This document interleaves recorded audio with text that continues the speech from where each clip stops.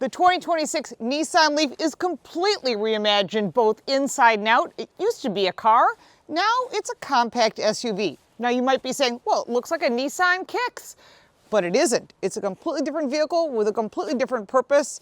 It is a different size and it offers a lot of different features. But if you're thinking about an electric car, this is one of the originals, and Nissan has really made this vehicle improve for 2026. The Nissan Leaf is slightly longer and a hair wider than the Nissan Kicks, which we have reviewed on this channel. So it's more similar in footprint to a typical compact hatchback or crossover than a tiny SUV. In the front, you're going to see some major changes for the Nissan Leaf. Its overall looks have completely changed, and that has been reimagined, as Nissan says, with a sleek profile and more of that SUV stance. Unique lighting elements also are LED all the way across the front, so at night this vehicle stands out in the crowd, including the illuminated Nissan logo. Behind that Nissan logo is the Nissan Pro Pilot Assist system, standard automatic emergency braking and pedestrian detection, as well as standard blind spot monitoring with rear cross traffic alert, which is really great for backing out of parking spots. Standard adaptive cruise control, and all of the safety is standard, which means you're going to get a very safe vehicle. Under the hood of this 100% electric powertrain that has instant torque, smooth acceleration, and responsive braking is a single electric motor that drives the front wheels and is available in two versions, the 174 horsepower or the 214 horsepower. The S Plus trim has the 214 horsepower and a longer driving range of up to 303 miles of range, and the S Plus trim also has a 75 kilowatt hour pack. The base S trim is an electric motor backed with 174 horsepower and 52 kilowatt hour pack. The Platinum Plus and other trims have 259 miles of range. The SV Plus claims to have 288 miles of range. Truthfully, in this cold weather, we're seeing a huge reduction, and that's true with any electric vehicle, no matter what brand. Batteries do not like very warm temperatures or very cold temperatures, and here in Buffalo, it's really cold, as you can see. Fuel economy is 131 mpge in the city, 111 mpge on the highway, and the range is the best way to compare between vehicles, but truthfully, it's about mileage. You want to know the mileage it has, and then of course, the charging. There are two different sides to charge the vehicle. On one side, you'll get a level 3 charger, which will give you from 10 to 80% in 35 minutes. On the other side is the North American charging system, which is known as NACS, N-A-C-S, and it's compatible. The Nissan Charging Network also is available with the app, and you can get a CCS adapter for $170. One of the really nice design features is these wheels. I really like them. They're 19-inch. They're riding on Bridgestone Alenza tires, which are a really great all-season tire. But the design, I think that's important, and it kind of goes along with the car being unique and different and completely refreshed. The slope style design of this SUV reminds me very much of a Tesla Model Y. Nissan said in the news that they're going after their automated driving system. They claim theirs is better, and we'll get a chance to test that out. We've tested out before, and we do know that Nissan has had some very proactive safety systems. They've come to market before any of the competitors. Now let's see what they can offer when it comes to the Nissan Leaf and other products that'll be on the Infiniti as well as a Nissan line. The door handles go flush when the vehicle is locked. In addition, you've got this really nice sloping back end. Privacy glass on the second row trimmed with a gray and black details around the windows. Very nice and classy. And to open the door for the second row, it is up high. We've seen this in other vehicles in the past. Just open the door. Very nice, very solid feeling, which I think is important. Let's take a look at the inside before we take it for a test drive. The warranty covers 3 years or 36,000 miles. The powertrain has a 5-year, 60,000 mile warranty, but the battery has an 8-year, 100,000 mile warranty. There is no complimentary maintenance. You can also buy a battery heater for $300. Optional floor mats for the package is $345, and the cargo package, which is on our test vehicle, is an additional $480. Inside the Nissan Leaf are some major changes because it's all new. Starting with the 12.3-inch display, which is standard, but in our top trim level, we're getting two 14.5-inch displays. Beautiful, crystal clear, they're not hooded. Completely new redesign, and if you've seen the new Murano, which I just recently reviewed, I see a lot of similarities here. They're trying to make all the Nissan products have similar flavor, so as you move between vehicle to vehicle within the brand, you feel very comfortable in the transition. This vehicle seats 5 people, and the seats have been completely redesigned. The materials are nice. They're not cloth, they're not leather, they're a vegan-ish material. In other words, they're made of some form of plastic, but they are comfortable. And I do like the fact that this whole interior is modern, it is clean. And that's really what the Leaf needed. It had been dated over time, although it had been around for so long as one of the first electric vehicles. I like the new design steering wheel with 2 spokes, flat bottom, so it's easier to get in and out of the vehicle. Controls are easy to use on both the left and the right side, and we'll show you that in the test drive as well. Your shifter is linear. You've got Apple CarPlay and Android Auto available. And all of the charging information is on the main screen as well as the screen in front of you, just like a gas gauge. There are plenty of USB-C charge ports here, and the Platinum Plus model does offer wireless charging, which is right here. Take your phone, slide it in, and while you're driving, it'll get a charge. The audio system is Bose, and you can get the upgraded 10-speaker Bose audio system and get some beautiful surround sound. The vehicle has been changed in such a way with the cloth materials mixed with the soft materials, really nice linear vents, just everything about it has been modernized, and it really needed it. One of the unique features is this glass roof, which is currently fogged, but you can change it to make it clear. Just thinking about making this vehicle more updated was really what this model needed. One nice little feature is I do love this like lapis blue exterior, but the interior has this blue-gray, really nice warm colors that are very inviting and almost electrified. One of the things you notice right away when you get into the second row is the Bose audio system that's built into the headrest. So those people in the front row, they're getting true perfect audio, which I do appreciate. The glass roof does come all the way back to the middle of the second row, which is nice. Pockets behind each of the seats, which is really good for putting things. Behind the center console, you've got 2 vents, 3-stage heated seats in the second row, which is very impressive, 2 USB-C charge ports, and a wall outlet. All very nice features to have in a vehicle at this price point, and it's an electric vehicle, so you get to be charging while the vehicle's driving. The seats fold down 60/40, and this armrest has 2 cup holders in it as well as cup holders in the door. Very nice, very clean, and very modern. There's also pulls to get yourself out of the vehicle, which is really helpful when you're getting an elderly person or a child out of the vehicle. 2 latch systems on each outboard seat, and I do love these blue seat belts. Again, saw this in the Murano. Blue is a really nice color that we haven't seen in years when it comes to interiors. When you come around to the back of the vehicle, the first thing I thought was, this looks like a Tesla Model Y. Sloping rear end, nice and clean across the back. I was actually expecting Tesla here. It says Nissan, which is actually a good thing for Nissan, so it's familiar to people on the road.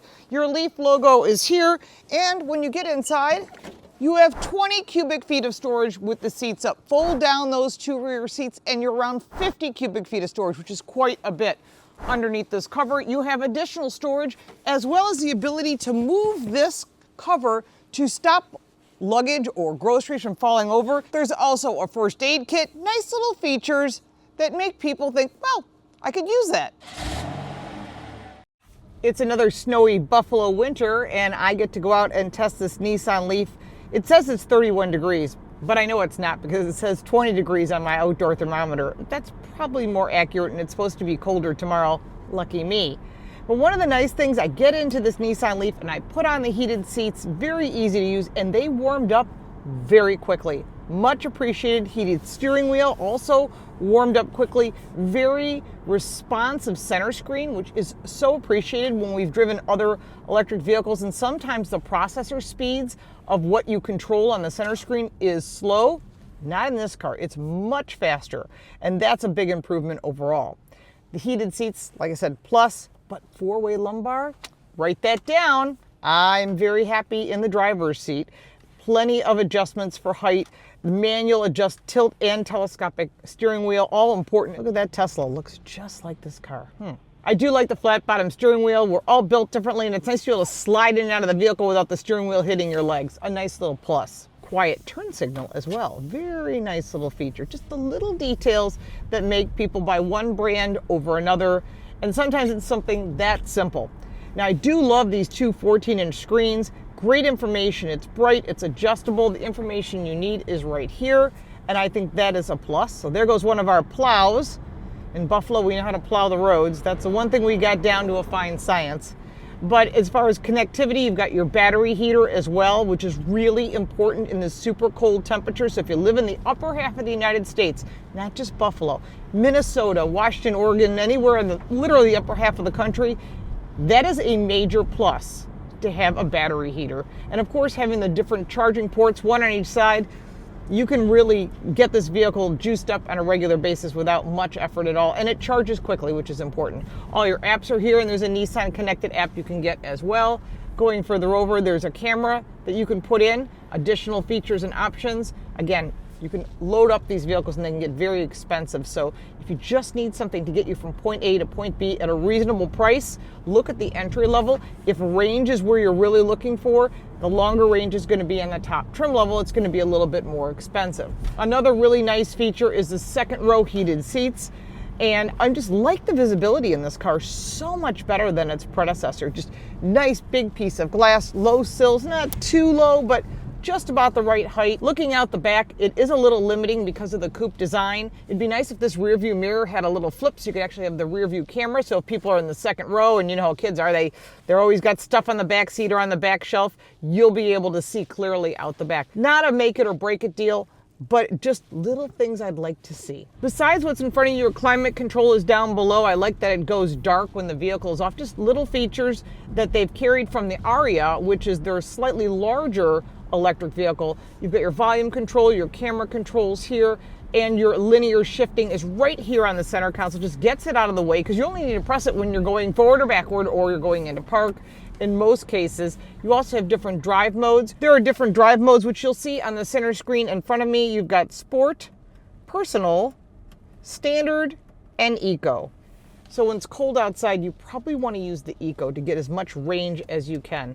Otherwise, Standard, you can feel the difference right away. Very easy to drive. Sport, you're just going to use up the battery quicker. There's really no reason for that. And there's also an E-step system. When you do that, that's one pedal drive. And that's not my favorite, so I'm going to shut that off. It has nothing to do with this brand. It has to do with a personal thing. It reminds me of a golf cart. I want to drive it like a car. It gives me that nice connectivity to driving a vehicle rather than driving a toy. And this is not a toy. This is a really nicely designed vehicle. The handle's really nice. It's not inspiring, but the fact that it's easy to drive. And I think that's really important for the buyer who's looking for something to get them from A to B, maybe a new driver, someone going to school who's limited on cash for gasoline. This is one vehicle to consider. Oh, I'm gonna make it. Wow. Nice, tight turning radius. Rarely can I make that intersection and that U-turn to go back through these curvy roads without putting the vehicle in reverse. So major kudos to the Leaf for that. It's not an inspiring handling vehicle, but it does give you confidence when you're driving it. It's connected to the road. There's good braking. Of course, there's regen braking, so it's keeping that, juicing the battery as much as possible, being as conservative as possible so that you're going to get the range that you're expecting and that you need. All that information is on your screen. Also, charging locations can also be found on your center screen. Just like any electric vehicle, these are starting to become very standard across the lineup, what consumers are expecting, and Nissan has delivered that. And with this new Leaf, if you haven't driven one in a long time, or you go, and poo-poo it, don't poo-poo this vehicle. You need to go take it for a test drive and see the improvements that Nissan has made. This is a totally different vehicle, and I think they're going to sell quite a few of them. If you're looking for more information on Nissan and what they're doing, as well as other brands, check out our Car Coach Reports channel on YouTube. All the car reviews are here on Car Smarts. Don't forget to check out our new radio show, The Drive with Lauren and Carl. It's available coast to coast, or you can check it out on our YouTube channel, The Drive Car Show. Let's check out my pros and cons. We'll talk about the price and the competitor list. The 2026 Nissan Leaf offers a lot of pros and a few cons. On the plus side, I love the new styling, both inside and out. I think they did a great job making this vehicle not look odd like it had in the past, but fitting in with the Nissan lineup and all of the changes, such as the Kicks, the Murano, and everything else throughout their lineup.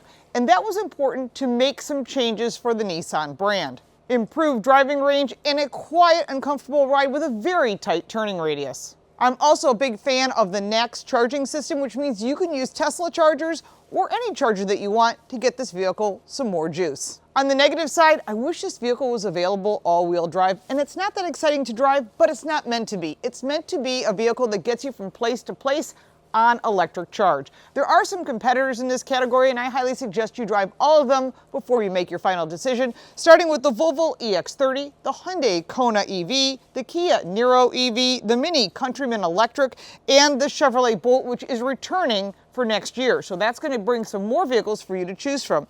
On the price, this is where this vehicle really shines. The starting price of this vehicle is $26,000.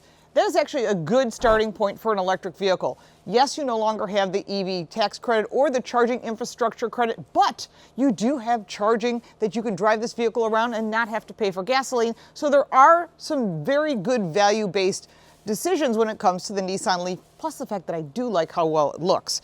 The top trim level came in at $40,485,000. Our test vehicle had a few options, bringing it to $41,835, and that included destination and delivery. I'm curious what your thoughts are on the 2026 Nissan Leaf. Put them down in the comments below. There's more information in the description, as well as all my social media. And if you'd like to support our channel, you can buy me a cup of coffee, which I think I could really use in this cold weather. That's all down in the description. If you got value from this video, please like and subscribe. I'm LaurenFix. Thank you so much for watching.